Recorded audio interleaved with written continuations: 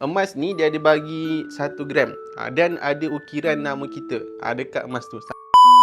Okey, hari ni saya nak review dekat tuan-puan hadiah yang kami dapat masa gala dinner lah. Jadi kalau tuan-puan tengok dekat sini, ini adalah hadiah daripada Public Gold. Ada dua sebenarnya. Okey, saya tunjuk yang pertama. Okey, dekat depan ni dia ada tulis nama Public Gold lah. Dan kalau tuan-puan tengok dekat dalam ni, okey, dia siap bagi wish lagi. See you in Budapest. Untuk tahun depan kami akan ke Budapest pula lah, dekat Hungary.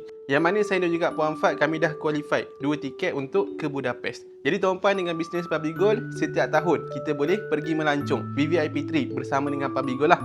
Dan tak dibayar walaupun 1 sen pun. Dekat sini dia ada bagi pasport yang mana ada logo Budapest. Untuk kita letak pasport lah. Untuk hadiah yang kedua pula, Public Gold bagi emas tuan-puan. Kalau tuan-puan tengok dekat sini, emas ni dia ada bagi 1 gram dan ada ukiran nama kita dekat emas tu. Sangat-sangat special lah. Yang mana 1 gram hari ni tuan-puan dah nak cecah RM600.